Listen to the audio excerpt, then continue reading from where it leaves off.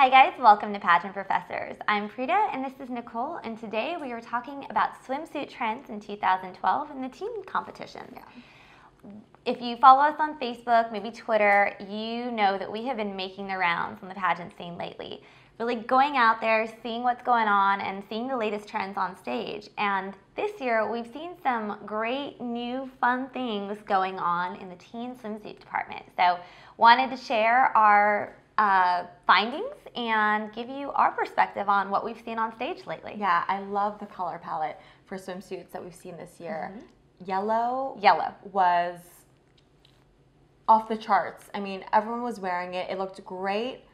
And in addition to yellow, we were seeing a lot of corals. And coral is such a stunning color, and it's so flattering. Love coral. On a lot of skin tones. Yeah, it's beautiful. Beautiful. So we saw lots of yellows. One of my favorite swimsuit looks was from Miss Alabama Teen USA 2012. Yep. Peyton Brown. She looked adorable. It was a light yellow swimsuit with white piping, and it was so perfectly teen. The cut was, perfect for her body type, and the color was just, she just looked adorable on stage.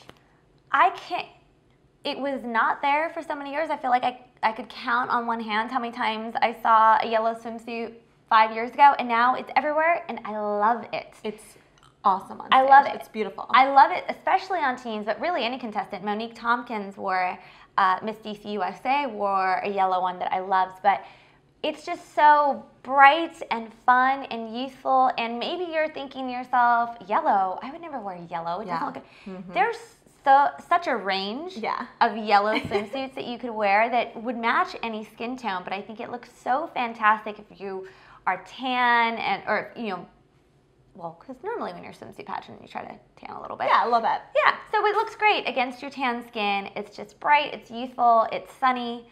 I just love it. Sunny, I know, and I love that because, you said yellow might be a little bit intimidating. The way Peyton wore it was just a little bit of piping in white. So, pair it with a neutral if you think it's a little too aggressive for you or a little too bright for your personality. There's definitely a way to get around it and still wear a color that's, spot on.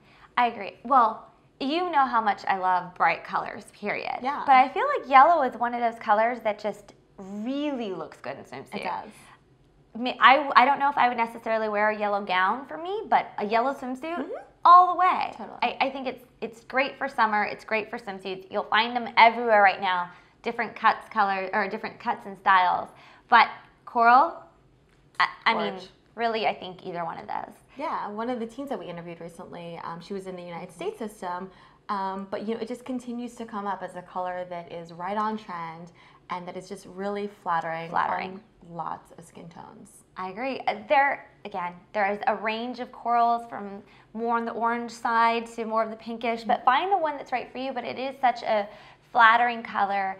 But when I think of colors like yellow and coral and even turquoise, I think tropical. Yeah. I think of a Caribbean island, and that's great for translating on stage to a swimsuit. I wore a red swimsuit for one of my Miss Pageants, but it's still a little more serious, a little not harsh, but just a little more serious than one of the fun flirty colors, which is great for teens, like the yellow, the coral. Yeah, and we saw a lot of turquoises. One of my other favorite swimsuits was turquoise with green piping. Oh yeah. And pink with yellow detail, and just the contrast is great. And one of the questions that we got on Twitter recently was, do swimsuit tops have to be the same color as your bottoms? And I'm going to go with yes. You certainly have to check the rules of your pageant system because, we've seen at Miss Teen USA 2011, the purple and the white swimsuits, the white top and the purple bottom, and it was super cute, very teen,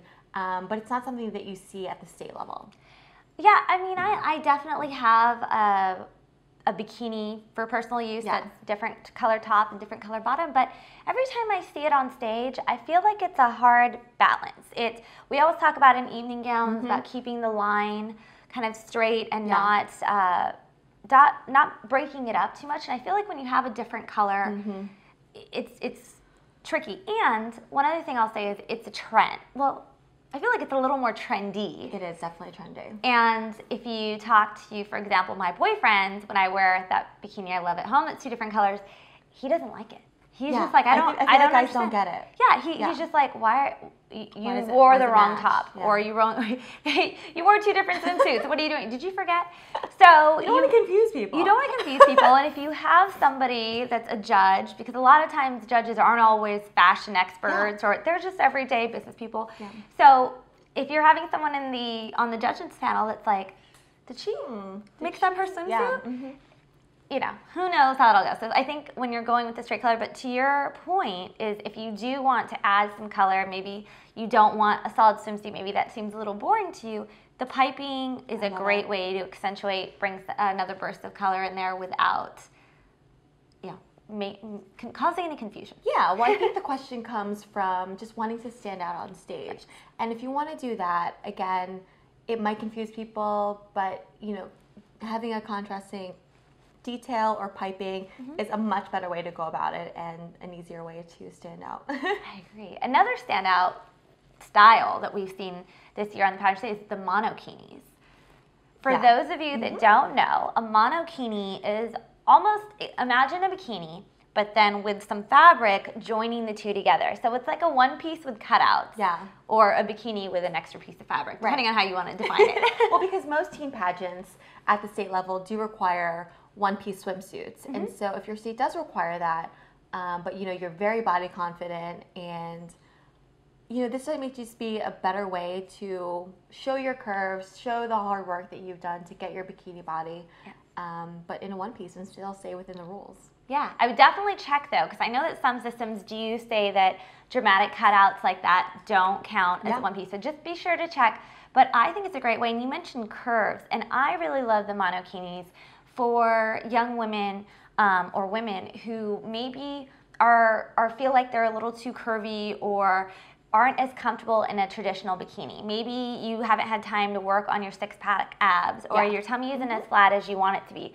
That's okay. There's no reason that you have to wear a bikini that you're not comfortable in. Again, it all goes back to confidence, but I really like it because if I haven't worked out my abs, I can still wear that monokini because it hides the middle section, but it still shows your curves. So if you are curvy, the curves on your waist are just so sexy and beautiful that you want to be able to show them off, and this is a great way to do so. Yeah. Well, what I love about the monokinis is that I see it more of a transition piece. You know, we see a lot of teens that are 13, 14, and they might be competing for the first time in a swimsuit. You know, when you're in the preteen category or even the teen category in a lot of systems, you're competing in fitness wear. So that's shorts, that's a t-shirt, that's nothing that exposes your body in any way. And so I think a monokini is a really good transition to a 2-piece swimsuit because it is a 1-piece, but it provides a lot of coverage, you know, more so than a traditional bikini would. Yeah, I feel like if there's a way to get away from it, if it's not required that you wear a 1-piece, and if a lot of your other contestants around you are not wearing a 1-piece, I feel like if you're the only person wearing a 1-piece, it kind of stands out, and it could be sometimes, I mean, I've definitely seen girls rock it in a 1-piece, but sometimes it can maybe make it look, I don't know, stand out for not the best reasons. Like you're hiding something. Yeah, like you're hiding something. And so this is a great way to actually, if you want to hide something, hide it, but not have it look that obvious. Yeah. I also had a young woman, a beautiful young woman, who said that she was concerned because she had some scarring from a surgery on her midsection that she wanted to hide because she felt like it worked out great because that was a great way to, she had a great body. Wasn't that she wasn't happy with her figure, she was just concerned about the scarring. So we always say this, play up what you want to show and hide what you don't. And there's creative ways to do so, and I think the monokini is one of them. Definitely. Well, speaking of playing up things, you know, Ruffles is something that we saw that was a huge trend for teen swimsuits. And I absolutely love this for teen. It's nothing that I would recommend for misses just because I think that the embellishment is just a little too girly. It's really young, and you know, if you're a younger contestant or you know a younger Miss contestant, you don't want to look even more younger. Right. You know, more younger than you are. Right. No, I agree. And I think the great thing about Ruffles, in addition to being fun and flirty and just youthful, is they're a great way to enhance certain things, hide certain things. If you, for example, or maybe have a small bust and you're concerned about that, Ruffles is a great way to add volume to that area without necessarily having to add chicken cutlets or inserts or anything else. Yeah, and a lot of teens, they're athletic, they play lots of sports, they're gymnasts, and their bodies might not, be as curvaceous as a miss, and so the Ruffles really help to create curves that you might not have. It adds a level of femininity that I think is very, again, fun and flirty. I love it so much. But also on the reverse, I mean, it can do the same thing for the bottoms. Yeah. I've seen bottom bikinis that have a little bit of ruffles. If you're petite or if you don't feel like you have the curvy figure that you want, again, it adds volume where you want it to go. So I would probably avoid ruffles on the bottom half. It's not going anywhere on the bottom half. But if I was back when I was in my teen days, I would have been all over it. Sure, for sure. Oh yeah, definitely. But no, you won't catch me in that now. Exactly. But that's because I don't have the same. I wish I had that problem. Yeah, I wish I could have the problem to need to create curves. On the other, whatever. We won't even go into it. Don't even go there. Accessories. We've got to talk accessories. I've never seen so many teens just go all out with their accessories as we did this year, and it was really fun. And I'm glad. Feathered earrings. Oh. I remember getting a pair last year when we were at Miss USA, and we our whole crew, all the pageant professors had to, buy them. Oh, and I'm so glad that they came back and were on stage this year because I was like, you know what, let me break out my feather earrings. Right, it's suddenly apparently they're back on. We're trendy again. The best thing about accessories, and if you're a young lady out there that hasn't competed before, because my first time I was like, what do you mean accessories for a swimsuit? Who wears, the first time I competed as a teen, I said, I'm going to dress like I would to the beach. Yeah. So I didn't wear standard heels, I didn't wear accessories, because I was like, who wears rhinestone earrings to the pool? Yeah, I mean, that's just ridiculous. But going back to our kind of frequent saying, pageant world is not real world. Yeah. So you have to accessorize your swimsuit, but there's a way to do it. And it may not, it's not the same earrings you're wearing for your evening gown, but you have to set it off with some type of bling or big, not even big, but some type of earring that draws attention, that shows that you accessorize. But it's not even just earrings. We saw bangles. And we saw just like stacks of bangles. I remember that was really hot when Sex and the City came out. I bought my metallic bangles. Oh, I still have them. Yeah. Oh, they're back, so we can wear them again. Oh, yeah. They're great. But whether it's colors, we saw chunky ones. We saw wooden ones. We just saw like a mix, and I think that it was really great to see their personalities and their style, their fashion sense come through. Great, yeah. A lot of times you think a pageant swimsuit, you only think rhinestones, but this year I think they definitely set the trend that it can be anything. It doesn't have to be rhinestones. Like you said, the feathered earrings, whatever it is, just make sure it's a good contrast or a good complement to the swimsuit that you're wearing. So if you're having a fun, flirty, youthful bikini, maybe something with ruffles, don't have a very, I want to say, classic rhinestone earring that you'd wear with a gown. You want something that is fun, flirty, and youthful, just like your swimsuit. Absolutely. We've got to repeat that again because it's so important. Just the evening gown jewelry. Yes. It should have no place. It's too formal on the swimsuit stage, and we've definitely seen that.